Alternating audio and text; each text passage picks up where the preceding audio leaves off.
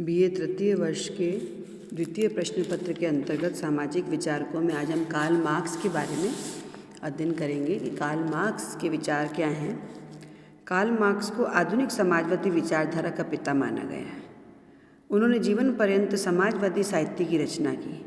उन्होंने विश्व को नवीन क्रांतिकारी विचारधारा से अवगत कराया और एक विश्व के इतिहास की दिशा तक बदल दी। मार्क्स से पहले भी कई विद्वानों ने समाजवादी विचार व्यक्त किए थे, लेकिन पूंजीवादी व्यवस्था में विद्यमान धन की विषमता, स्वतंत्र प्रतियोगिता और आर्थिक क्षेत्र राज्य की अहस्तक्षेप नीति की कटु आलोचक थे मार्क्स। उन्होंने आर्थिक विषमता के स्थान पर समाज में धन के न्यायोचित वितरण पर बल दिया। उन्होंने पूर्व के समाजवादियों को स्वप्न लोकीय समाजवादी माना। वैज्ञानिक समाजवादी विचारधारा के जनक और प्रणेता मार्क्स कहते हैं कि केवल धार्मिक विचारधारा या स्वप्न लोक के आधार पर हम विश्व की रचना नहीं कर सकते। उन्होंने यथार्थ पर बल दिया। मार्क्स के विचारों का प्रभाव आज सारे विश्व में व्याप्त है। शायद ही कोई ऐसा देश होगा जिसमें साम्यवाद या समाजवाद के समर्थक न हो। समस्त संसार के श्रमिक और क्रांतिकारी आंदोलनकर्ता मार्क्स के विचारों से ही प्रेरणा प्राप्त करते रहे हैं और इन्हें अंतर्राष्ट्रीय मजदूर वर्ग का महान शिक्षक और नेता माना जाता रहा है। वैज्ञानिक समाजवाद के उन्नयक कार्ल मार्क्स का जन्म 5 मई 1818 में प्रशिया में हुआ था। वे शुरू से प्रतिभाशाली और कुशाग्र व्यक्ति के धनी थे, लेकिन उन्होंने पूर्व में स्थापित सिद्धांतों के विरोध में ही अपने विचार व्यक्त किए। मार्क्स सभी यूरोपीय भाषाएं भी जानते थे। जर्मन, फ्रांसीसी, अंग्रेजी भाषाओं में तो वे इतने सुंदर ढंग से लिखते थे कि भाषा पार के मुग्ध हो उठते थे। 1843 में मार्क्स और एंजेल्स ने लंदन में साम्यवादी लीग की स्थापना की थी, जिसमें कम्युनिस्ट मैनिफेस्टो के नाम से जो कि प्रकाशित हुआ, उसे कम्युनिस्ट घोषणा पत्र भी कहा जाता है।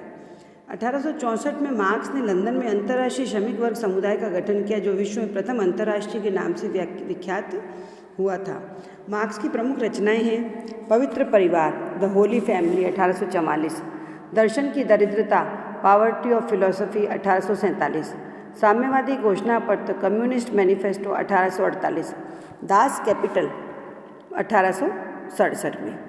उन्होंने द्वंद्वात्मक भौतिकवाद के बारे में एक अलग तरह से विचार प्रस्तुत किए। द्वंद्वात्मक भौतिकवाद मार्क्स के विचारों का मूल आधार है। उनके अनुसार विश्व की सभी समस्याओं के समाधान में यह पथ प्रदर्शन करता है। द्वंद्ववाद की धारणा मार्क्स ने हीगल से ही ग्रहण की थी। हीगल मार्क्स के गुरु और मार्गदर्शक रहे, लेकिन हीगल से इनकी विचारधारा बिल्कुल अलग थी। मार्क्सवादी द्वंद्ववाद यह मानता है, द्वंद्ववाद की कुछ विशेषताएं हैं जिसे हीगल ने अपनी पुस्तक में प्रस्तुत किया था कि विश्व निरंतर प्रवाह की स्थिति में है। यह प्रवाह वाद, प्रतिवाद और समाज से गुजरता है। दूसरा, गति विरोधों के संघर्ष पर निर्भर करती है। तीसरा, मात्रात्मक से गुणात्मक परिवर्तन होता रहता है। चौथा, विश्व का निर्माण विचारों से होता है। मार्क्स के भौतिक द्वंद्ववाद संबंधी विचार कुछ अलग प्रकार से इस प्रकार थे। मार्क्स ने हीगल के द्वंद्ववादी विचार तो ग्रहण किए, किंतु इसमें बहुत कुछ संशोधन किया।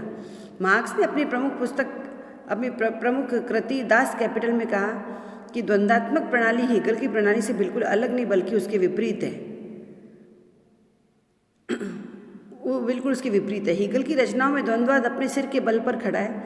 यदि उसके रहस्यमय लपेटों में छिपे हुए तार्किक तत्वों को समझना है तो उसे पैर के बल सीधा खड़ा करना होगा, और मार्क्स ने उसे सीधा पैरों के बल पर खड़ा कर दिया। मार्क्स कहते हैं कि तार्किक एवं श्रेष्ठ विचार की जो कल्पना हीगल ने की है, वह एक रहस्यवादी विचार है। उसे देखा नहीं जा सकता, स्पर्श नहीं किया जा सकता। विचार का मानव मस्तिष्क के व्यवहार पर क्या अच्छा और बुरा प्रभाव पड़ता है, इस बात की जांच नहीं की जा सकती। मार्क्स कहते हैं कि किसी विचार को देखा नहीं जा सकता, उसे स्पर्श नहीं किया जा सकता, उसकी जांच नहीं की जा सकती, तो वह रहस्यमय विचार है, वैज्ञानिक नहीं है। भौतिक एवं रसायन विज्ञानों की भांति मार्क्स सामाजिक क्षेत्र में केवल उस जगत को वैज्ञानिक मानते हैं जो दिखाई देता हो, जिसका स्पर्श किया जा सकता हो, जिसकी जांच की जा सकती हो। मार्क्स के लिए भौतिक पदार्थ, मिट्टी, पत्थर, हड्डी, मांस आदि सर्वदा सत्य हैं, अदृश्य विचार या विश्वास नहीं है। मार्क्स कहते हैं कि पदार्थ प्रकृति और अस्तित्व के पहले हैं तथा आत्मा, विचार और चेतना उसके बाद में। भौतिकवाद का विचार यह है कि अस्तित्व प्राथमिक है और वही चेतना को निर्धारित भी करता है। मार्क्स अपने को हीगल से नहीं जोड़ते। वे लिखते हैं कि मैं अच्छी तरह जानता हूँ कि मेरे विकास की व्याख्या हीगल की व्याख्या नहीं है, क्योंकि मैं एक भौतिकवादी हूँ और हीगल आदर्शवादी हैं। एक द्वंद्व की अवधारणा, दूसरी अध्ययन विधि, ये दो चीज़ें उन्होंने हीगल से ही ग्रहण की थी। मार्क्स का दर्शन द्वंद्वात्मक भौतिकवाद इसलिए कहलाता है क्योंकि इसमें प्रकृति के घटनाक्रम को समझने का तरीका द्वंद्ववादी है। इसके अनुसार प्रकृति का घटना प्रवाह सदा गतिशील और परिवर्तनशील है। प्रकृति के अंदर विरोधी शक्तियों के घात प्रतिघात के कारण ही विकास होता है। मार्क्स का द्वंद्वात्मक भौतिकवाद विश्व को एक नए आयाम से देखता है। एंजल्स कहते हैं कि मार्क्स का द्वंद्वात्मक भौतिकवाद दुनिया को देखने का साम्यवादी दृष्टिकोण है। मार्क्स का द्वंद्वात्मक भौतिकवाद यह मानता है कि विश्व का निर्माण आत्मा, विचार या चिंतन से नहीं, बल्कि भौतिक पदार्थ या वस्तु से हुआ है। चेतना का आधार भौतिक है। पदार्थ में दो विरोधी शक्तियाँ पाई जाती हैं, जिनके द्वंद्व या संघर्ष से ही विश्व एवं प्रकृति का निर्माण होता है। यह पदार्थ गतिशील है, निरंतर प्रवाहमय। मार्क्स ने इन्हीं सतत नियमों और प्रयोगों के आधार पर समाजवाद को एक स्वप्न के स्थान पर मानवता का विज्ञान बनाया। उन्होंने कहा कि साम्यवाद या समाजवाद कोई केवल सपना नहीं है, बल्कि मानवता का विज्ञान है। मार्क्स आदर्शवादियों की भांति विश्वास नहीं करते कि संसार में निरपेक्ष विचार या विश्वात्मा का मूर्त रूप है। मार्क्स कहते हैं कि संसार भौतिक है। भौतिक तत्व पदार्थ है जो अपने आंतरिक स्वभाव द्वारा विकसित होकर कई रूपों में प्रकट होता है। मार्क्स के द्वंद्वात्मक भौतिकवाद का जो केंद्रीय सिद्धांत है वह सब तरह से वैज्ञानिक है। यह द्वंद्व प्रकृति, समाज और विचारधारा सभी में समान रूप से देखने को मिलता है। पदार्थ प्रमुख है क्योंकि यह अनुभूति, विचार, चेतना का स्रोत है।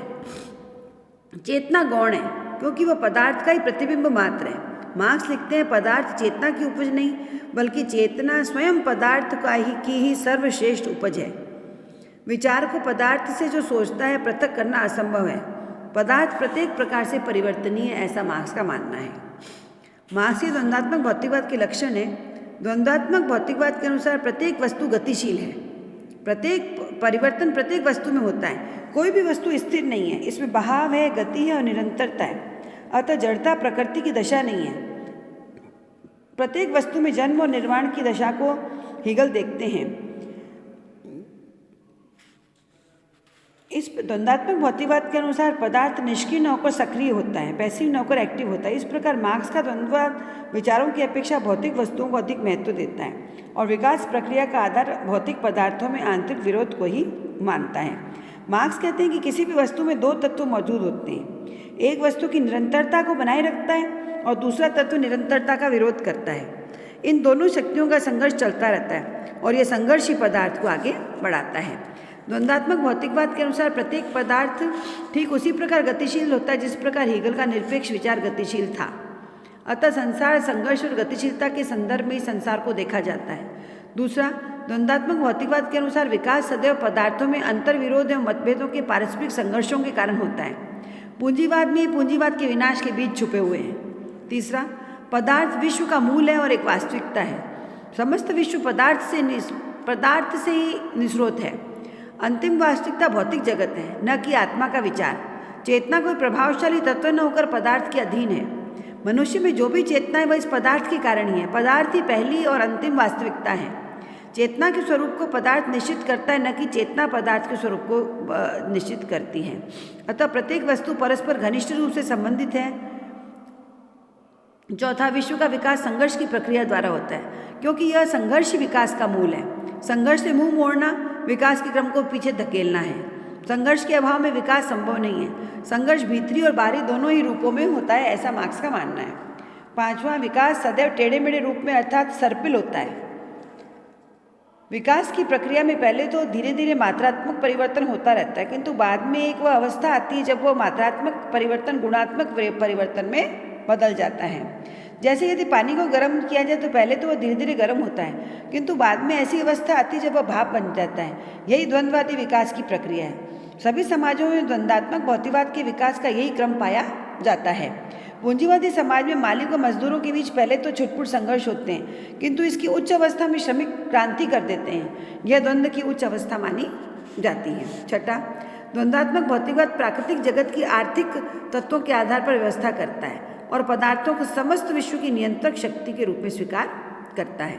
द्वंद्वात्मक भौतिकवाद के अनुसार अर्थव्यवस्था ही समाज का आधार है। जब उत्पादन की शक्तियों में उत्पादन के संबंधों में साम्यता नहीं रहती तो संघर्ष उत्पन्न होता है, जिसके फलस्वरूप विकास भी होता है। इस प्रकार संघर्ष केवल हानि नहीं है, यह संघर्ष से केवल अवनति नहीं होती, बल्कि कई बार संघर्ष विकास का द्योतक भी होता है। इन विशेषताओं से स्पष्ट है कि मार्क्स का द्वंद्वात्मक भौतिकवाद विश्व का आधार भौतिक तत्व या पदार्थ को मानता है, जो कि अपने आंतरिक स्वभाव द्वारा विकसित होकर अनेक रूप धारण करता है। वाद, प्रतिवाद और संवाद, ये तीन इसकी अवस्थाएं हैं। विकास की यह प्रक्रिया सीधी और सरल नहीं है, बल्कि एक बिंदु पर आकर अकस्मात तीव्र विस्फोट की भांति होती है। यही स्थिति सामाजिक परिवर्तन में क्रांति कहलाती है, जो कभी टाली नहीं जा सकती है। प्रत्येक क्रांति के बाद नवीन सामाजिक व्यवस्था का जन्म होता है। प्रत्येक भौतिक पदार्थ अपने आंतरिक स्वभाव द्वारा ही अपने प्रतिवाद को जन्म देता है, जिसके परिणाम स्वरूप वाद और प्रतिवाद में संघर्ष होता है। यह नियम प्रकृति का सभी समाजों पर भी लागू होता है। द्वंद्वात्मक भौतिकवाद यह भी बताता है कि संसार की कोई भी घटना अलग थलग नहीं है, बल्कि विभिन्न घटनाओं में एक अंतर संबंध और पारस्परिक निर्भरता पाई जाती है। मार्क्स ने अपने सिद्धांत की पुष्टि इतिहास की कई घटनाओं का उदाहरण देकर भी की है। लेकिन द्वंद्वात्मक भौतिकवाद की फिर कुछ समाजशास्त्रियों ने आलोचना भी की है, जहाँ मार्क्स इसे उपयोगी मानते हैं संघर्ष के सिद्धांत को, तो वहीं द्वंद्वात्मक भौतिकवाद की आलोचना भी की है। जैसा कि उन्होंने कई आलोचकों ने बताया कि पहला आत्मा की उपेक्षा की गई है, दूसरा द्वंद्वात्मक भौतिकवाद अत्यधिक अस्पष्ट है, तीसरा असंगतिपूर्ण धारणा है, चौथा अत्यंत भौतिकवादी दर्शन को इसमें जोड़ा गया है, पांचवा दोषपूर्ण पद्धति है, फिर यह खतरनाक पद्धति है, सातवां मानवीय इतिहास केवल उत्थान की कहानी नहीं है, बल्कि मानवीय इतिहास उत्थान और पतन दोनों की कहानी है। यह इसका एक अनुपयुक्त उदाहरण है। इसे एक अनुपयुक्त उदाहरण माना जा सकता है कि जैसे भौतिक द्वंद्ववाद को स्पष्ट करने के लिए मार्क्स द्वारा दिए गए उदाहरण भी अनुपयुक्त हैं। जैसे आप बर्फ़ को पानी का विरोधी बताते हैं, जो कि उचित नहीं है, क्योंकि पानी से ही बर्फ़ बनती है। इसलिए इसकी कुछ आलोचना की जाती है मार्क्स के द्वंद्वात्मक भौतिकवाद की। लेकिन मार्क्स के द्वंद्वात्मक भौतिकवाद के सिद्धांत को कुछ उद्देश्यों को लेकर किया गया था, उसकी हम चर्चा अगली कड़ी में करेंगे।